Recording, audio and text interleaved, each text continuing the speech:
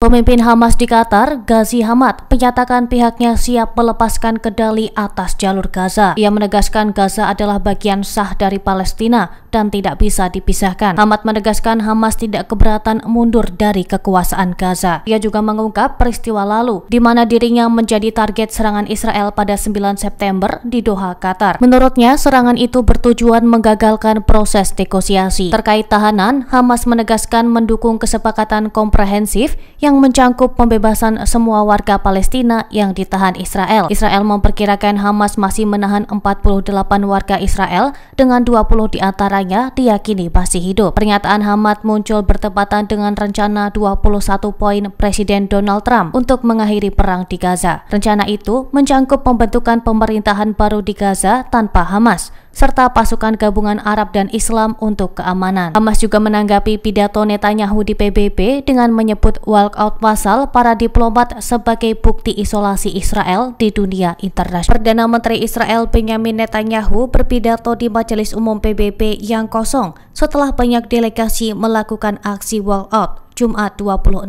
September. Lebih dari 100 diplomat dari 50 negara, termasuk Indonesia, Malaysia, Arab Saudi, Rusia, dan Brazil, meninggalkan ruangan saat Netanyahu berbicara. Dalam pidatonya, Netanyahu membantah tuduhan genosida di Gaza dan menyebut Israel telah meminta warga sipil untuk mengungsi sebelum serangan. Ia menuduh Hamas menggunakan warga sipil sebagai tameng manusia. Netanyahu juga mengecam negara-negara yang mengakui Palestina, termasuk Inggris, Prancis, Kanada, dan Australia. Ia menolak upaya internasional memaksa solusi dua negara dan menegaskan Israel tidak akan menyerah. Kepada warga Palestina, Netanyahu menyatakan perang akan berakhir bila Hamas dilucuti dan sandera dikembalikan. Ia menambahkan Israel telah melumpuhkan Hamas di Gaza, Hizbullah di Lebanon, serta milisi di Yaman dan Irak. Benjamin Netanyahu menghadiri sidang Majelis Umum PBB di New York di tengah kecaman global atas agresi Israel di Gaza. Begitu naik podium, puluhan delegasi bangkit dan meninggalkan ruangan sebagai bentuk protes. Netanyahu menyampaikan pidato pada pukul 9 waktu setempat, yang disebut juga disiarkan melalui pengeras suara di perbatasan Gaza. Namun suasana sidang sempat tegang ketika puluhan delegasi secara demonstratif bangkit dan meninggalkan ruangan tepat saat Netanyahu mulai berbicara. Meski sebagian hadirin bertepuk tangan, ketua sidang berulang kali meminta ketertiban sambil memukul palu. Aksi walkout itu dipandang sebagai simbol protes keras terhadap kebijakan militer Israel, khususnya operasi di Gaza yang menuai kecaman global.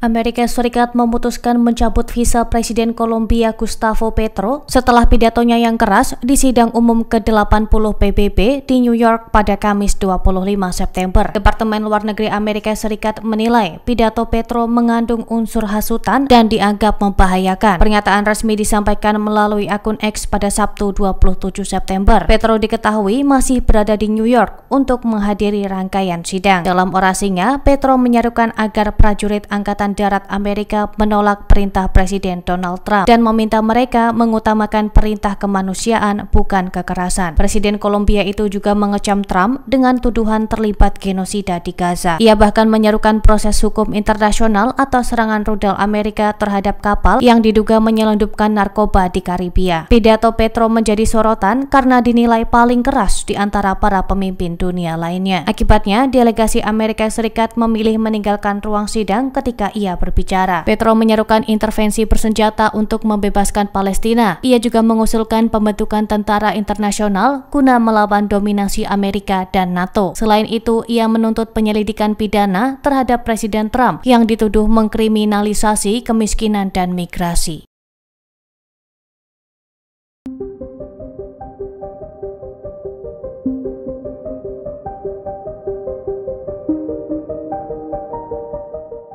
Pemerintah Palestina mengajukan permohonan untuk bergabung dengan kelompok negara-negara BRICS. Hal ini terjadi setelah meningkatnya pengakuan internasional atas status negara Palestina. Dikutip dari Anadolu Agency pada Sabtu 27 September, Duta Besar Palestina untuk Rusia Abdel Hafiz membenarkan informasi tersebut. Meski sudah mengajukan permohonan sebagai anggota penuh, Palestina belum mendapat jawaban. Hafiz memaklumi hal tersebut karena memang ada persyaratan yang perlu dipenuhi untuk bisa menjadi bagian dari BRICS. Ia pun memastikan bahwa Palestina akan terus berpartisipasi dalam setiap agenda BRICS sebagai anggota tamu. Sebagai informasi, BRICS dibentuk pada tahun 2006 oleh Rusia, China, India, dan Brasil, dengan Afrika Selatan bergabung pada tahun 2011. Sejak tahun 2024, Mesir, Uni Emirat Arab, Ethiopia, dan Iran telah bergabung dengan blok tersebut, sementara Indonesia bergabung pada Januari 2025. Terkait permohonan yang diajukan Palestina, China mengatakan bahwa pihaknya menyambut baik langkah tersebut. Beijing juga berharap Palestina bisa bekerja sama untuk tatanan internasional yang lebih adil dan setara.